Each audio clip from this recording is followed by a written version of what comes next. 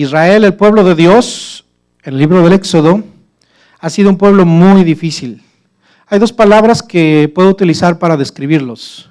Han sido incrédulos y han sido rebeldes, y lo seguirán siendo. Esto es, por supuesto, un reflejo de lo que somos los hombres en nuestra naturaleza pecaminosa. Así somos también nosotros. Somos incrédulos y rebeldes. Sin embargo, Dios en su paciencia trabaja en su pueblo para mostrarse misericordioso y también glorioso. Hoy estamos ante una historia que nuevamente nos muestra este contraste, del cual hemos estado hablando muchas veces y en muchos ejemplos, entre un hombre carnal y bravucón, entre un pueblo que es rebelde y descontento, con un Dios que es completamente lo opuesto, que es santo, que es bueno y que es justo. Y que le va a pedir a su pueblo, y nos lo pide a nosotros también, que seamos como Él es. Dios dice que seamos santos como Él es santo. Él quiere que nosotros también, por el Espíritu Santo que habita en nosotros, podamos ser buenos y que podamos ser justos para alcanzar sus promesas y cumplir el propósito que Él tiene para nosotros. Porque no hay forma de poder cumplir el propósito de Dios si no somos como Dios. No es que vayamos a ser Dios, sino vamos a ser transformados, como dice la Biblia, a la imagen de su amado Hijo Jesucristo. Y no hay manera sino a través del Espíritu Santo y del precioso Evangelio que Él nos ha entregado. Vamos al versículo 1 del capítulo 16 de Éxodo. Y estos versículos nos van a hablar del problema y dos clases de respuestas que hay a esta problemática. Dice así la Escritura: toda la comunidad israelita partió de Elim y llegó al desierto de Sin, que está entre Elim y el Sinaí. Esto ocurrió a los 15 días del mes segundo, contados a partir de su salida de Egipto. Allí en el desierto, toda la comunidad murmuró contra Moisés y Aarón. El problema era evidente. El problema aquí es el hambre y la carencia de oportunidades materiales. Si nota, el pueblo de Israel tenía mes y medio que había salido de Egipto. Yo le pregunto, ¿cuánto necesitaría usted o cuánto podría usted llevar de alimento para sobrevivir un mes en el desierto? Muchísimo. ¿Sería suficiente con una mochila? ¿Sería suficiente con una maleta? No sería suficiente. Era obvio que después de peregrinar en el desierto durante mes y medio, llegara el momento en donde ellos tuvieran hambre. Ellos tuvieron hambre y se vieron en medio de un desierto. Era obvio que la situación en la que estaban no era nada fácil, era difícil. Sin embargo, ¿cuál fue la respuesta del pueblo? La respuesta del pueblo fue muy negativa. ¿Qué es lo que hicieron? Lo que seguramente usted y yo haríamos: murmuraron. La respuesta del pueblo fue negativa y se llama murmuración. A propósito de esto, déjeme decirle que Dios considera la murmuración un pecado. Y esto lo vemos aquí reflejado. Hemos visto que la semana pasada vimos que el pueblo murmuró y hubieron razones para ellos. Hay diferentes motores de la murmuración. En este caso, se torna pecaminoso. Es pecaminosa la murmuración cuando nosotros hablamos en contra de las situaciones que suceden, porque al final de cuentas estamos hablando en contra de Dios. La respuesta del pueblo tal vez fue muy humana, por eso le digo que no le vamos a echar solamente la culpa al pueblo, porque seguramente usted y yo hubiéramos actuado igual. Cuando tenemos hambre, reaccionamos de maneras que no nos imaginamos reaccionar. Desgraciadamente la actitud del pueblo fue muy negativa, muy mala. Dice la Biblia en el versículo 3, ¿qué es lo que dijeron? ¿Cómo quisiéramos que el Señor nos hubiera quitado la vida en Egipto? Imagínense a qué grado de murmuración llegaron. ¿Qué es lo que pidieron? Haber muerto ¿dónde? En Egipto. Póngase a pensar esa palabra, es una palabra, un insulto a Dios. ¿Por qué? Porque es un insulto a la voluntad divina. Dios no los quería matar en Egipto. Dios quería sacar al pueblo de Dios. Y ellos que anhelaban, ay, ojalá Dios hubiera cambiado su perspectiva, ojalá Dios nos hubiera hecho morir en Egipto porque no queremos morir aquí de hambre. Cómo quisiéramos que el Señor nos hubiera quitado la vida en Egipto, les decían los israelitas. Allá, mire, ¿qué está comparando? El lugar donde Dios los ha puesto con Egipto.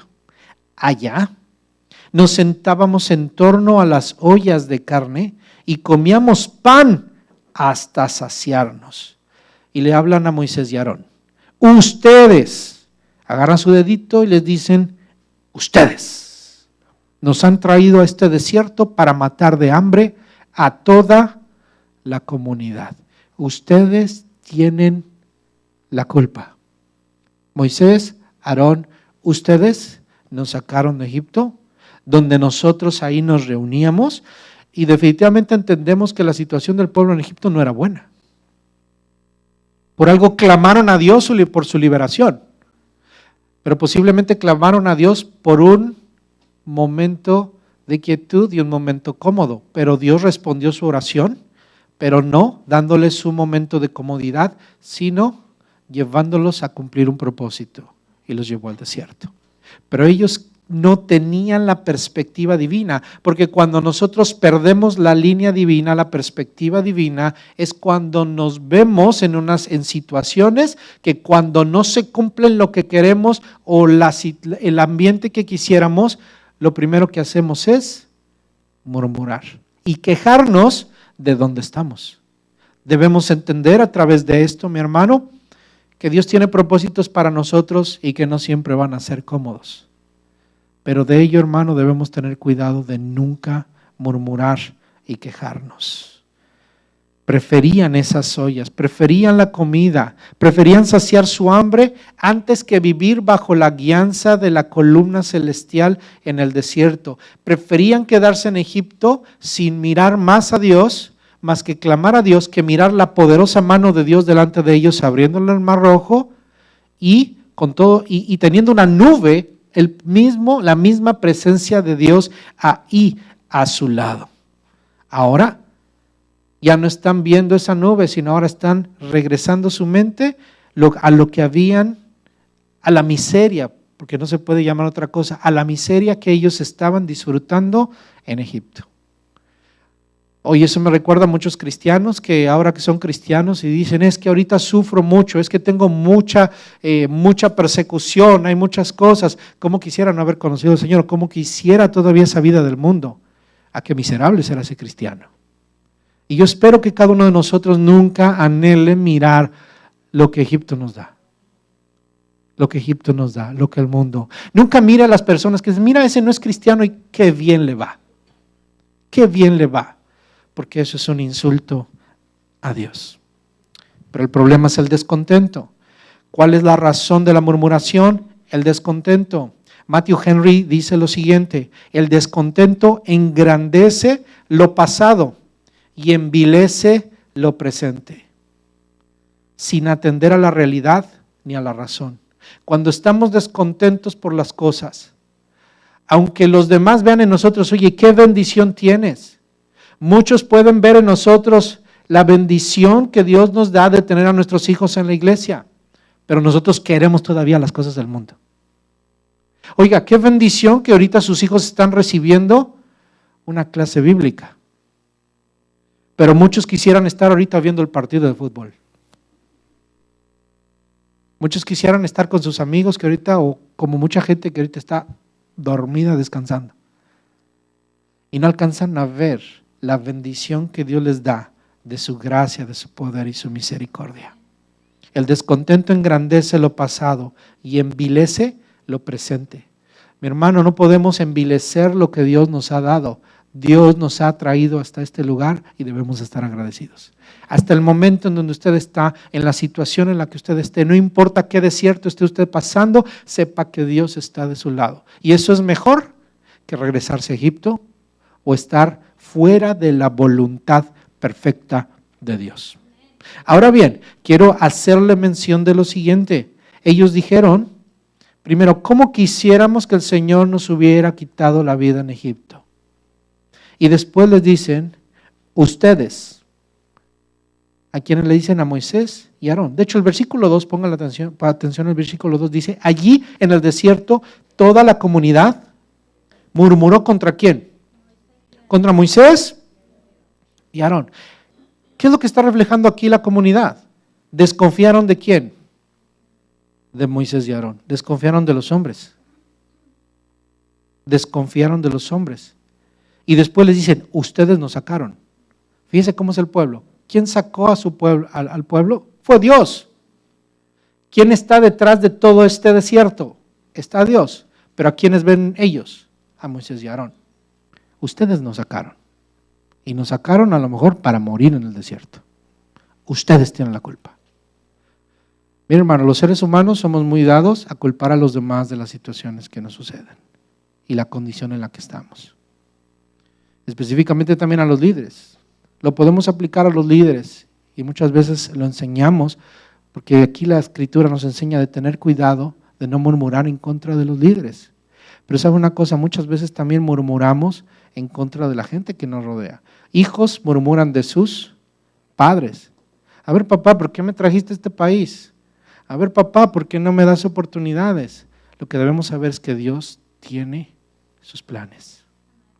Sí ha habido mucha maldad en medio, sí ha habido muchos errores que la gente ha cometido, sí hay maldad en la tierra, sí hay líderes malos, pero al final de cuentas debe saber que hasta donde hoy usted está es hasta donde Dios lo ha traído.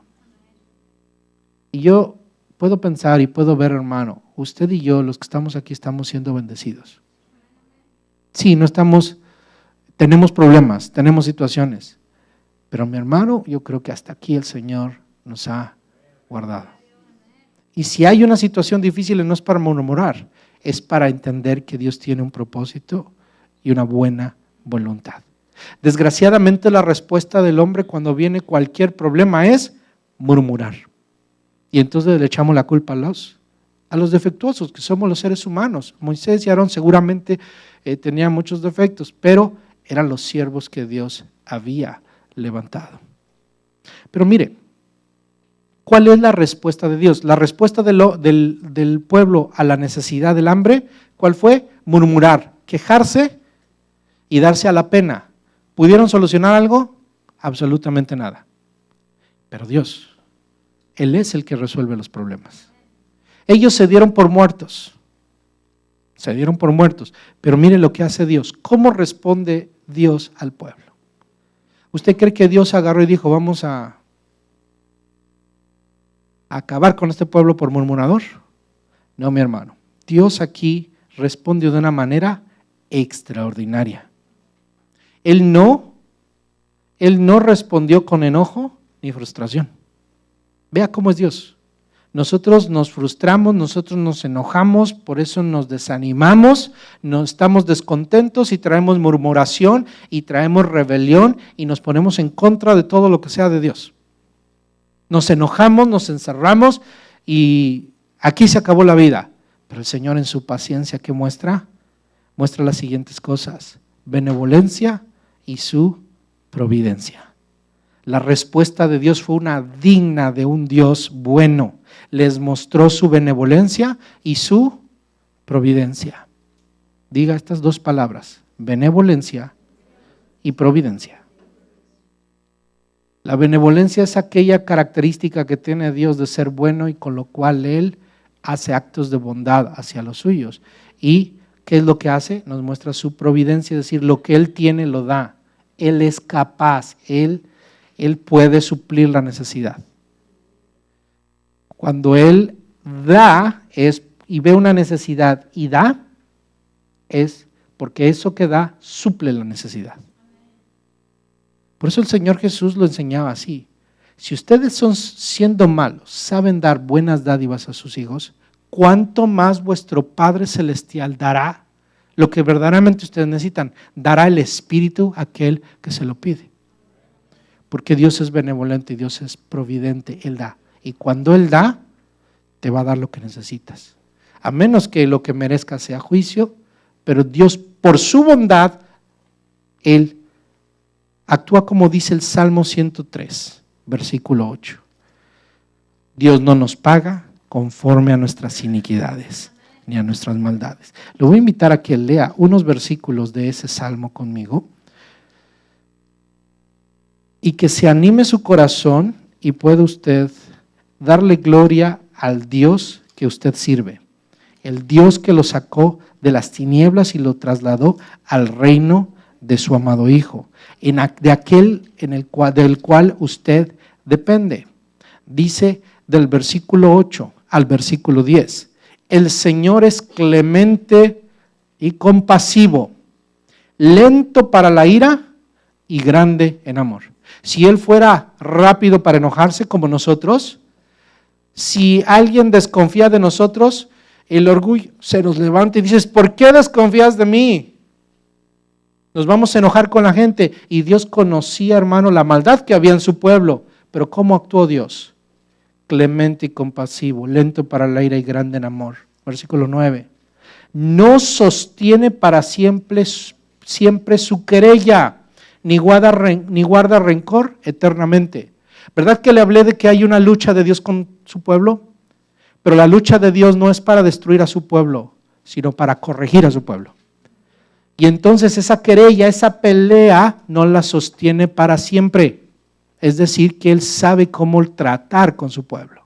Él sabe cuándo nos levanta la voz y Él sabe cuándo nos la tiene que suavizar. Él sabe cómo tratar con cada uno de nosotros. Versículo 10. No nos trata conforme a nuestros pecados, ni nos paga según nuestras maldades. Y gracias a Dios por ello. Porque si Dios nos pagara conforme a nuestros pecados, usted y yo no estaríamos aquí. Si fuera por nuestras maldades, estaríamos muertos y condenados al juicio eterno. Pero Dios no nos paga conforme a ello. La respuesta de Dios fue a la medida de la necesidad de su pueblo y no a sus reclamos, incredulidades e infidelidades. Si Dios hubiera actuado en base a las incredulidades, reclamos e infidelidades de Israel, ahí acaba con ellos. Lo pudo hacer.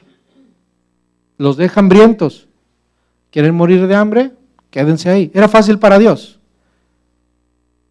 Miren lo que se me ocurre. Si los hubiera dejado. Los hubiera dejado. Pero Dios no es como nosotros. Dios es bueno. La provisión de Dios, que Dios le da entonces a su pueblo, ya usted va a ver ahí la gracia de Dios.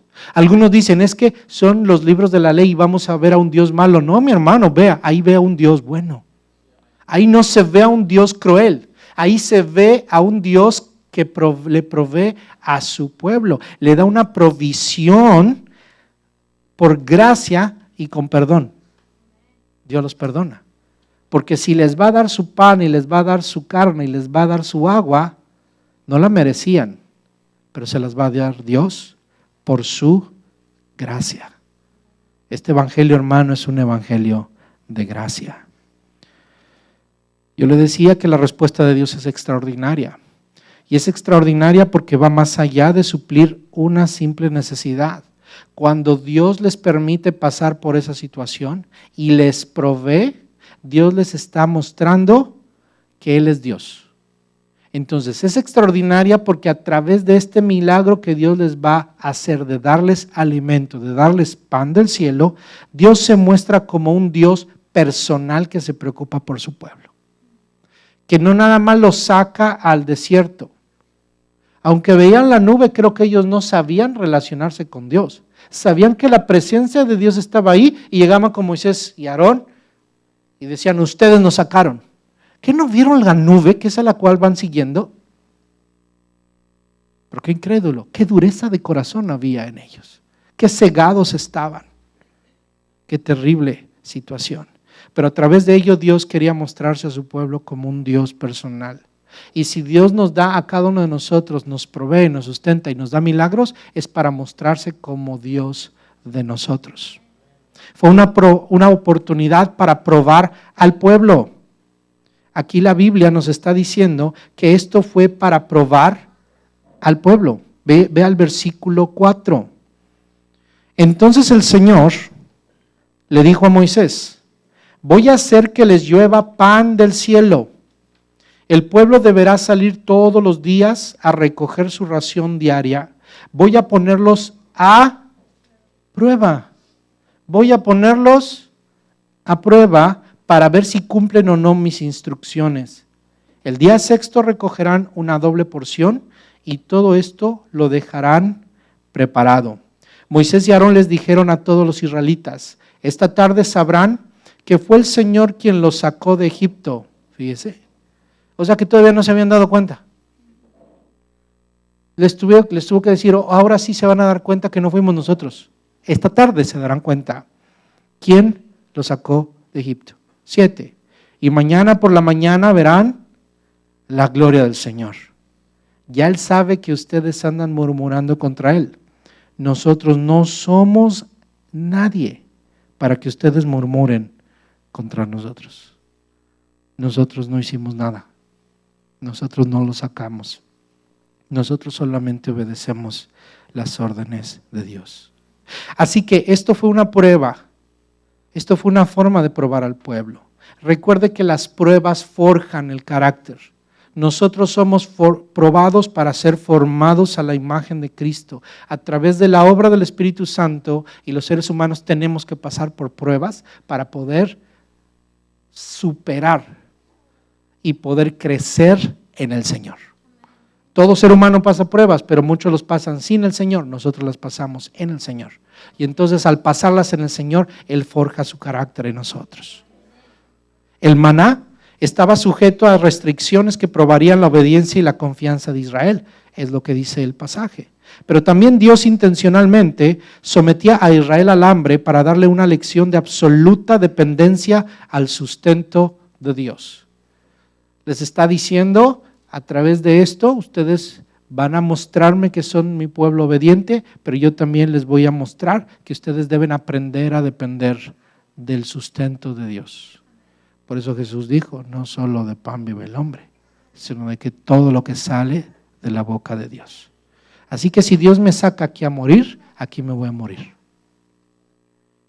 Pero aquí, si yo sé que Dios hará lo que quiere hacer. Eso es lo que Jesús hizo. Ayunó 40 días y cuando el diablo vino a decirle: convierte las piedras en pan, tienes el poder, Jesús les dijo: no solo de pan vive el hombre. Y no le está diciendo una mentira. La verdad, que el hombre necesita pan. Pero Jesús, ¿qué le está diciendo? Mira, el hombre necesita pan, sí, tengo hambre, pero Dios me dijo que ayunara. Así que si su palabra me dice que ayune, aquí ayuno. Si Él, por su palabra, me dijo que ayune y aquí me voy a morir, aquí me voy a morir. Pero yo no voy a hacer lo que tú dices, sino lo que mi Dios hace. Pero este pueblo, ¿qué hizo? Murmuró. Pero Dios le ha de demostrar que no solo de pan vive el hombre, no solo de las ollas de Egipto, no solamente el mundo tiene buenas cosas. Sabemos, hemos caído en el engaño de que el mundo tiene lo que nos gusta. Sí nos gusta porque somos carnales, pero cuando entendemos que somos seres espirituales, sabremos que lo que nosotros necesitamos es de Dios. Y porque somos espirituales nos daremos cuenta que aún los bienes materiales son provisión de Dios. Porque Dios es el que da y Dios es el que quita. Hoy, hermano, usted puede decir: gracias a Dios porque hoy tengo trabajo, porque hoy tengo que comer. Pero yo siempre le he dicho, hermano, mire, qué bonitos son los testimonios cuando dice la gente: mire, Dios me dio. Pero también deberemos estar a darle la gloria a Dios cuando alguien pasa: hermano, yo quiero testificar, el Señor me ha dejado en la calle. Porque si es Dios, alza la gloria. Claro que los seres humanos lo vemos al revés. Pero aquel que cree en Dios puede decirle: ¿sabe qué? A Dios la gloria. Como hizo Job, Dios dio, Dios quitó, a Él sea la gloria. Claro que no podemos esperar que venga con tanta alegría, pero sí puede haber gente que tenga fe y que Dios va a proveer. Así que las plagas en Egipto fueron para mostrarle a los egipcios que Él es Dios.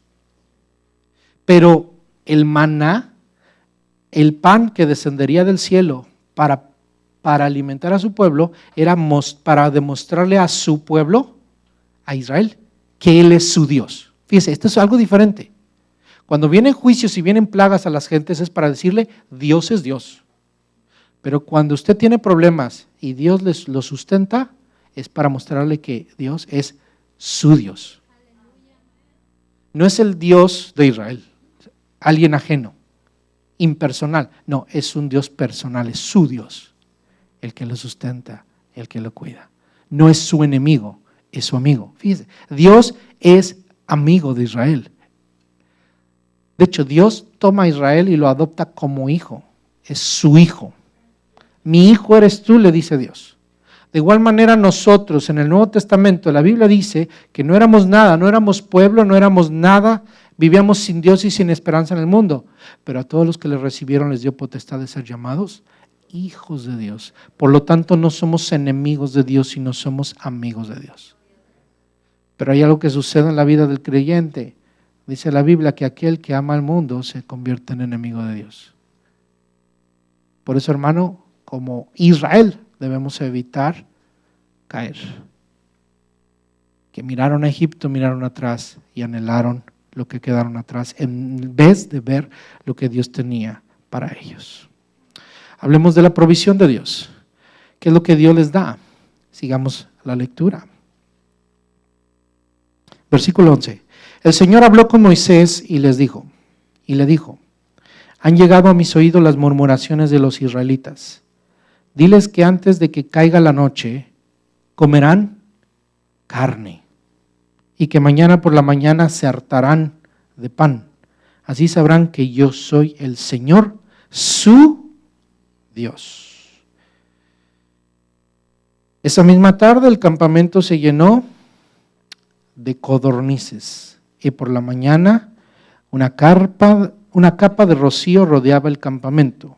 Al desaparecer el rocío, sobre el desierto quedaron unos copos muy finos, semejantes a la escarcha que cae sobre la tierra. Como los israelitas no sabían lo que era, al verlo se preguntaban unos a otros, ¿y esto qué es? Moisés les respondió, es el pan que el Señor les da para comer. Qué maravilloso.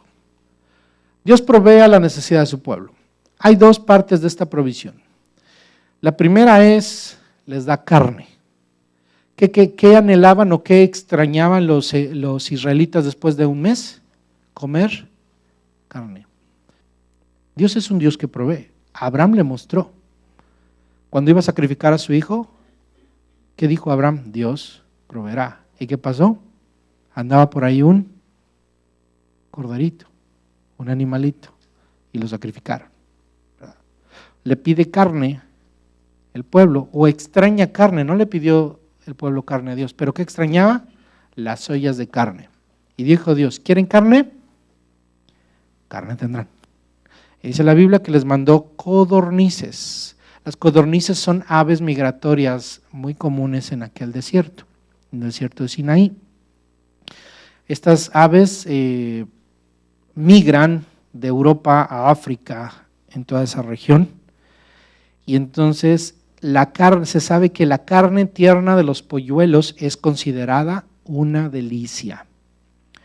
No requieren aceite para cocinarse y se preparan rápidamente en una flama. Si encendían la lumbre, si ponían, me lo imagino ahí en un palito a la besita, sin plumitas, rostizadita, y era una delicia. Así que se prepara rápidamente en una flama. Y esa fue la provisión de Dios para el pueblo, para que el pueblo comiera carne. Ahora, ¿fue una provisión para todos los días? No. Solamente fue provisión de Dios para esa vez. Fue una obra milagrosa de Dios para darles carne, pero puedo entender que no era el propósito de Dios que el pueblo de Israel se alimentara de aves. En su bondad se las da. Pero a mí me demuestra algo, hermano. Hay cosas que nosotros perseguimos y esperamos que Dios nos dé, y a veces Dios permite que las tengamos, pero no son para siempre. Hay cosas temporales, pero que no van a alimentar nuestra vida. Las aves no eran para la alimentación de siempre. Hay cosas en nuestra vida que no son para alimentarnos siempre. Los bienes materiales no son para siempre. Los lujos y las comodidades no son para siempre, no siempre hacen bien. No son para siempre, no siempre Dios nos los va a dar. Por eso un evangelio de prosperidad está completamente errado. No se le puede ofrecer prosperidad a la gente material porque no siempre la prosperidad material le hace bien a la gente. La riqueza puede ser una bendición de Dios y hay hombres que Dios ha escogido para bendecir con riqueza. Eso está claro, pero no es para todos y no es para siempre. Hoy una persona tiene, el día de mañana no lo tiene. Dios nos puede dar hoy una cosa, el día de mañana no la espere. Hoy hubo aves, mañana no las busque. Mejor dependa de la provisión de Dios. ¿Querías carne? Carne te doy. Pero mire, aquí viene algo más de lo cual elabora. Las aves solamente aparecen en un versículo. Y de ahí no se aparecen más. No se habla más de las codornices. ¿Qué simbolismo le podemos sacar? No encontramos ninguno. Fue provisión de Dios para su pueblo. Pero Dios no iba a alimentar su pueblo durante 40 años con aves. Fue un solo día. Aves. Pero Dios les había de dar un alimento que los sostendría durante todo su peregrinar en el desierto. Un alimento especial, un alimento completo. Un alimento que no necesitarían otra cosa, que los sostendrían de noche y de día y que les daría crecimiento, nutrientes, cosas extraordinarias que no existen en este planeta.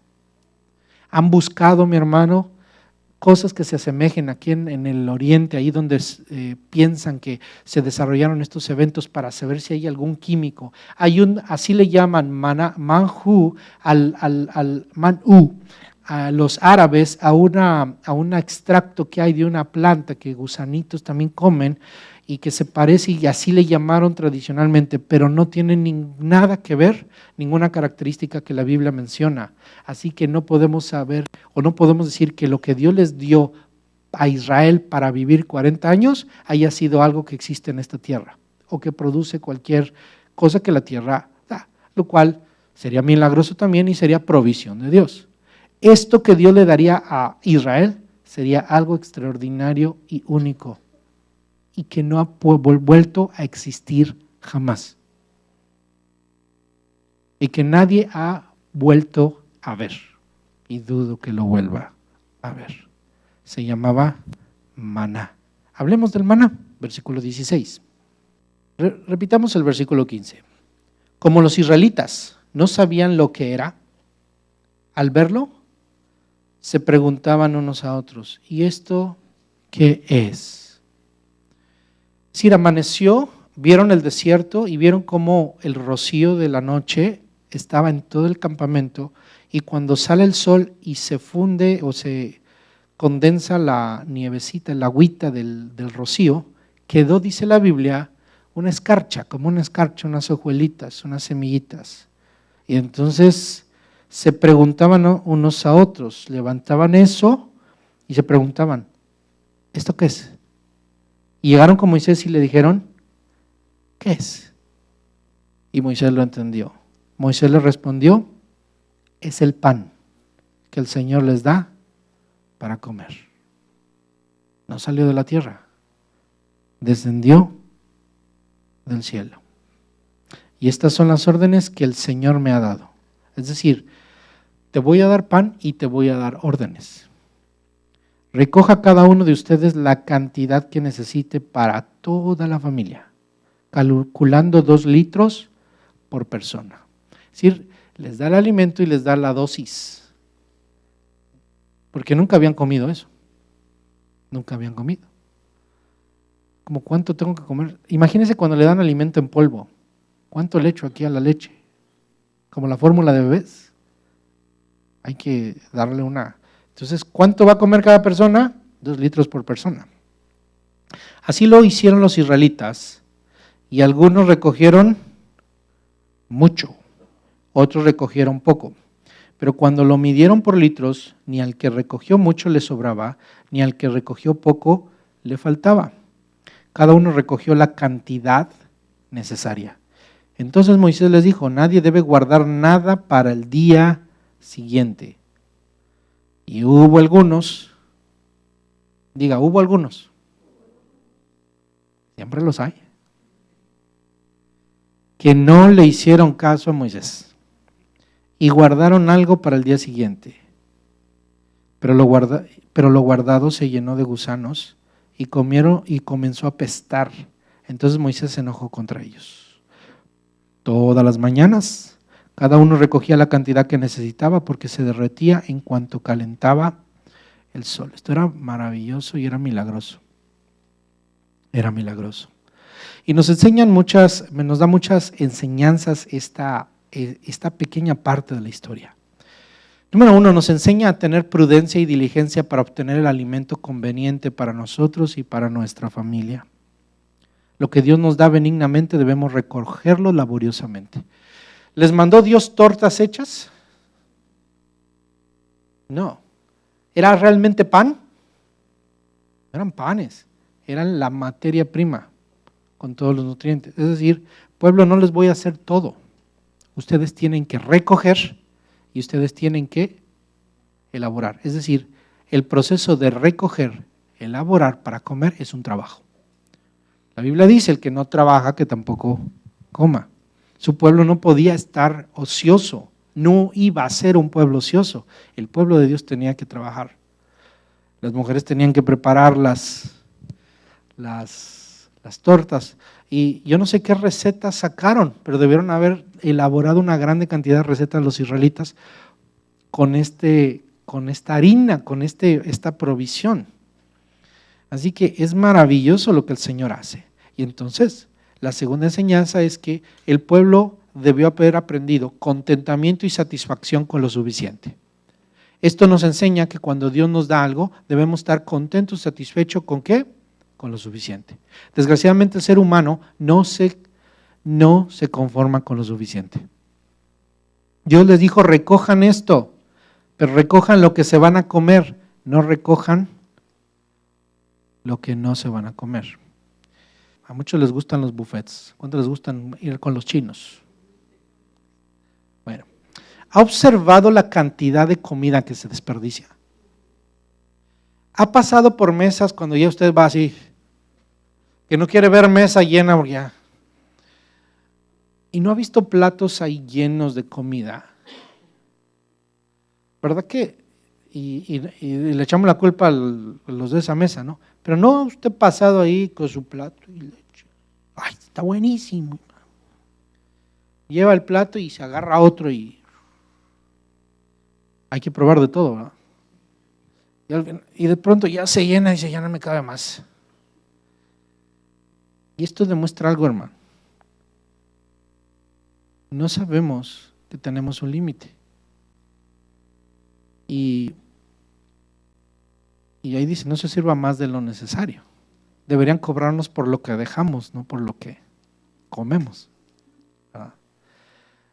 Los niños desde chiquitos hay que enseñarles, no, mijo, no te sirvas más, no te lo vas a comer. En este país este país es un país que desperdicia. Habiendo tanta gente con necesidad, es una tristeza ver el desperdicio. Los restaurantes desperdician, aquí se desperdicia todo, por cuestiones de salubres y lo demás. En otros países no les importan, son manjares. ¿Verdad? Aquí a lo mejor somos muy delicados aquí. Pero muestra algo en el corazón del hombre, algo en el corazón del hombre. El hombre no siempre está contento con lo suficiente. Por eso también en la situación económica queremos siempre tener más. Y usted dice, ¿por qué Dios no me da el trabajo de fulanito que gana mucho? Pues yo creo que usted debería estar contento con lo que tiene. Digo, si Dios le abre esa puerta y obtiene mejor, se le felicita. Pero qué maravilloso es estar contento con lo que tenemos. Es una bendición vivir contento con lo que tenemos. Sí, vamos a ver si tenemos necesidad. No vamos a tener la casa de las otras personas. No anhelemos las casas de la gente, no anhelemos los carros de la gente, no anhelemos, estemos contentos con lo que nosotros tenemos. Estemos contentos. Debían recoger cada uno según lo que habían de comer, lo que bastaba, para que pudieran disfrutar de lo que Dios les daba. Ya lo que era demasiado era tan malo como un empacho. Dice la Biblia que algunos agarraron de más. Ahora, estos algunos, de los cuales hay, guardaron más. ¿Por qué? ¿Por qué habrán guardado más? Por si no había mañana. Por si no había mañana. Hay que aprender a depender de la providencia de Dios. El versículo 19 dice, nadie, la última frase, nadie debe guardar nada para el día siguiente. Esta es una ley. No guardes nada para el día siguiente. Lo que Dios te da hoy, cómetelo. ¿Sí? Así que hay que aprender, hermano. Esta es una enseñanza práctica, irnos a la cama y dormir tranquilamente, aunque no tenga una migaja en su alacena. Ellos debían irse a la cama tranquilamente, aunque no tuvieran una migaja de maná en su tienda ni en todo el campamento, para que confiaran plenamente en que Dios, cuando llegara el otro día, les daría pan para comer. Y aquí se nos enseña, hermano, la necesidad de no acumular sin ton ni son. ¿Qué le pasó a aquellos que guardaron? Se les pudrió. ¿Y cómo se dio cuenta Moisés que guardaron? Porque apestaba. Cuando somos avariciosos, cuando somos codiciosos, apestamos. Apesta. Cuando guardamos, ¿sabe? Algo bueno se puede convertir en algo malo. Cuando nosotros somos avariciosos, cuando somos codiciosos. Pero sobre todo aquí que mostró el pueblo que era incrédulo. No estoy diciendo, hermano, que sea malo ahorrar. Es un buen hábito ahorrar. Si tiene la oportunidad de ahorrar, es sabio ahorrar. Es sabio. El libro de los Proverbios nos enseña que es sabio ahorrar. Pero no es bueno tener un corazón codicioso. Y debemos aprender a depender de Dios. ¿Sabe? Porque por más que ahorremos, no sabemos si vamos a tener la vida mañana comprada. Debemos estar conscientes de ello. Es más, no sabemos si el día de mañana lo que ahorremos lo tengamos que ocupar. Viene una enfermedad, viene algo y todo lo ahorrado se va. Y hermano, no se apure el Señor. Bueno, lo ahorrado hay que darlo. Aunque le duele el corazón, sepa que el día de mañana el Señor tendrá cuidado de nosotros. Crea la palabra que dice, no he visto justo desamparado, ni su simiente que mendigue pan. Dios provee. Dios provee. Ellos guardaron y seguramente pensaron, ¿y si mañana no hay? ¡Qué incredulidad! Si Dios les dio, hoy les va a demostrar Dios que Él es Dios. Él es su Dios, que Él los sacó de la tierra de Egipto. Y esto es lo que va a suceder todos los días. ¿Sí? Vamos a ver qué dice el versículo 22, sigamos leyendo. Esto es lo que el Señor ha ordenado. Les contestó, mañana, sábado, es día de reposo consagrado al Señor. Así que cuezan lo que tengan que cocer y hiervan lo que tengan que hervir. Lo que sobre, apártenlo y guárdenlo para mañana. Es decir, sí había un día donde tenían que guardar. Hay un día en donde hay que recoger porque Dios da. Fíjense cómo es la provisión de Dios. Quiero que piense esto. Dios provee para toda la semana. Debemos pensar en una semana. Dice el versículo 24, los israelitas cumplieron las órdenes de Moisés y guardaron para el día siguiente lo que les sobró. Y esto no se pudrió ni se agusanó. Esto no se pudrió ni se agusanó. Cómanlo hoy sábado, les dijo Moisés, que es el día de reposo consagrado al Señor. Hoy no encontrarán nada en el campo. Deben recogerlo durante 6 días porque el día séptimo, que es sábado, no encontrarán nada. Y otra vez, algunos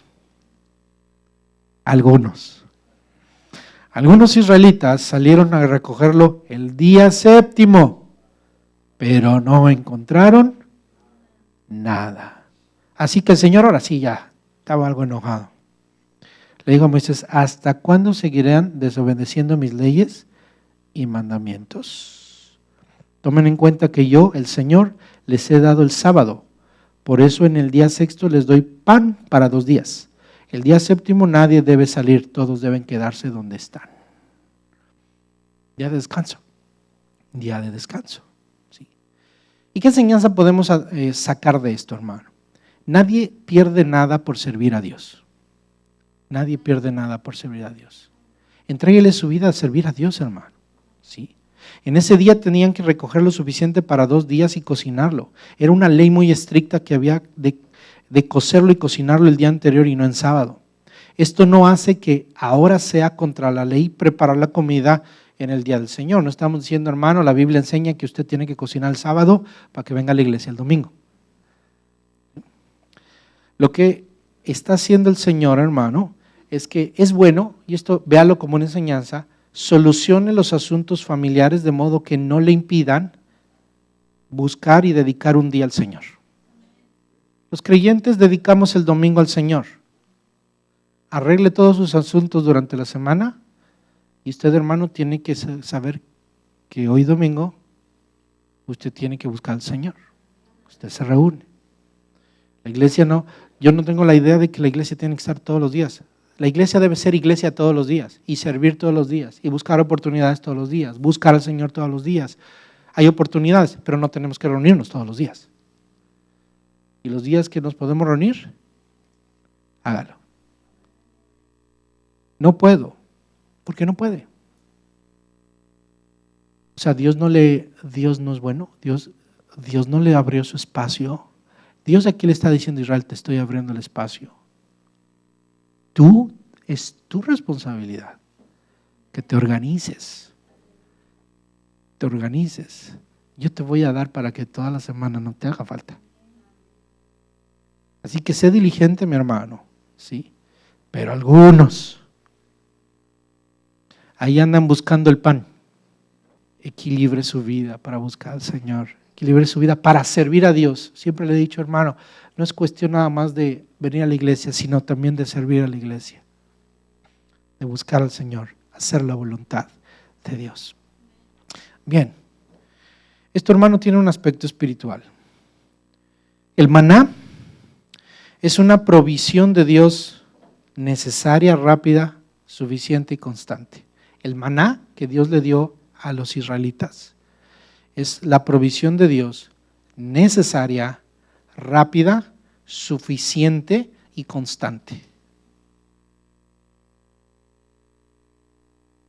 ¿Sabe lo que significa maná? Es uno de los versículos que ahí leímos. Dice la Biblia que cuando salieron los israelitas y vieron eso, le dijeron a Moisés, manú. O sea, si yo fuera un hebreo, le diría a Moisés, manú, que significa, ¿qué es esto? En hebreo es manú. De ahí viene la palabra maná. Entonces, la palabra maná significa, ¿qué es esto? No la conocían. Es algo que no se conoce. ¿Qué es esto? Entonces, el maná es, ¿qué es esto? Entonces, es una pregunta. Es una pregunta. Es algo que nadie sabe qué es. Dios lo sabe, pero eso alimenta. Eso alimenta. Ahora, ese maná es la provisión de Dios. Moisés le dice, ese es el pan que Dios les da para comer. No son las aves, ese es el pan que Dios les da para comer. Y ese pan es necesario, porque sin ese pan se hubieran muerto. Fue rápido, porque Dios respondió cuando tuvieron hambre. Entonces, cuando tienes hambre, necesitas el pan de Dios. Es suficiente. Llena lo que necesites, cómelo y no necesitas nada. Y además es constante. Todos los días que salgas, lo hallarás. Todos los días. La Biblia dice para nosotros, el Señor Jesús lo decía, el Padre sabe de qué tenemos necesidad antes que le pidamos. El Padre sabe de qué tenemos necesidad. Por eso Él nos da su provisión rápida, suficiente, constante y necesaria. Al parecer el Señor Jesús alude a este llover de maná y recogerlo a diario cuando nos enseña a orar y nos dice en el Padre Nuestro, el pan nuestro de cada día, dánoslo hoy. Y hemos enseñado que en el Padre Nuestro esta palabra es una palabra constante que se tiene que dar cada día. El pan a Dios se le pide cada día, porque Dios quiere que confiemos en Él cada día. Tiene que ver, es un calendario.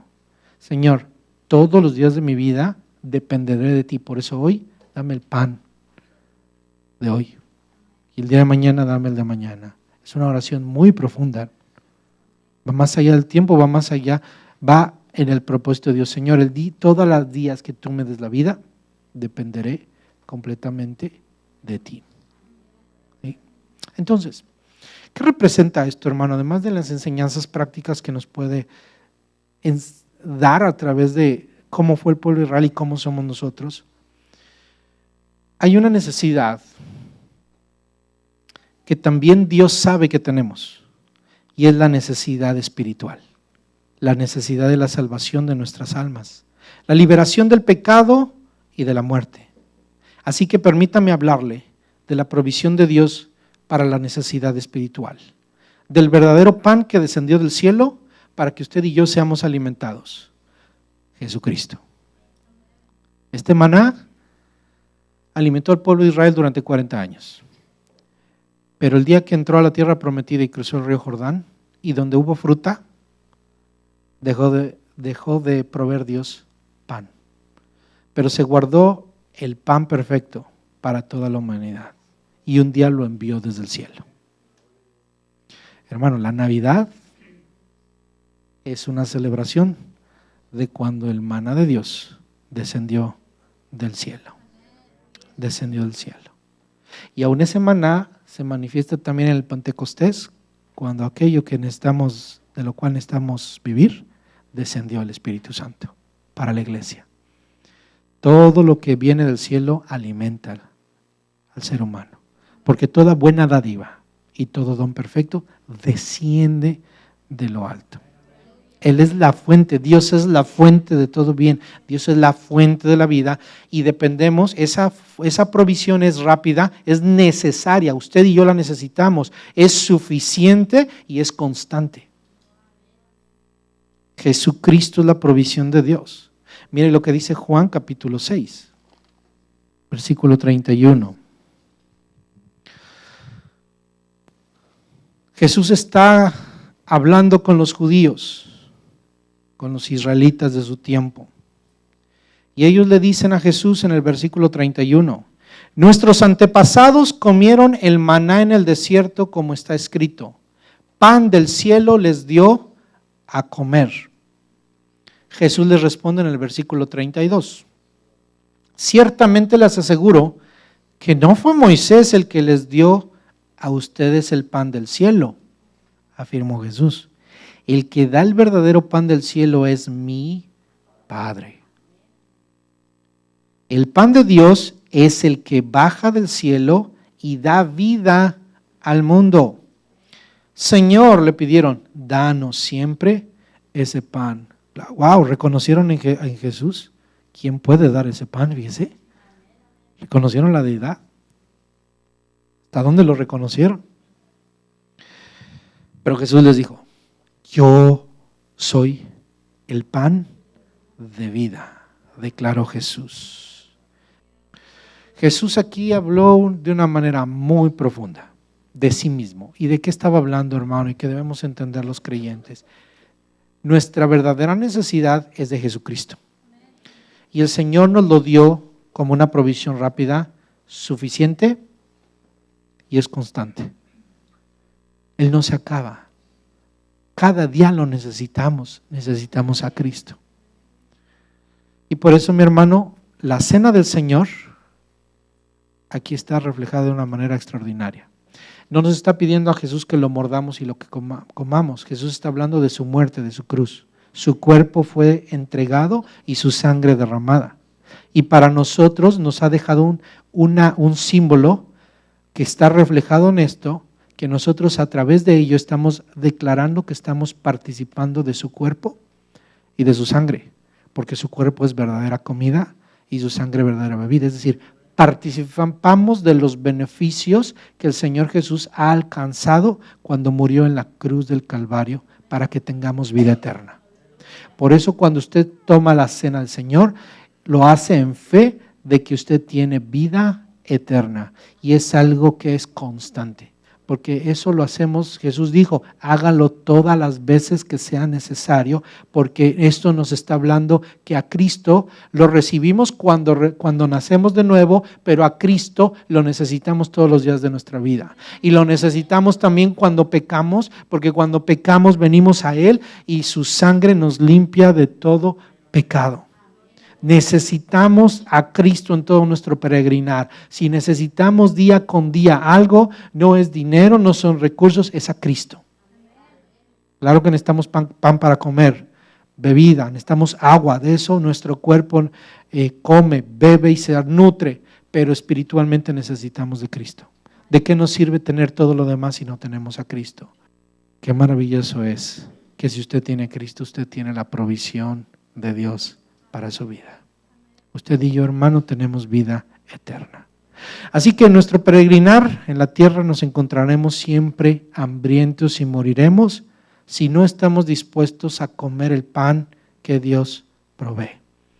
Ese pan es el evangelio de poder y salvación de Dios para nosotros. Este evangelio verdaderamente salva y alimenta. Cristo es nuestro alimento, nuestro pan, nuestra bebida.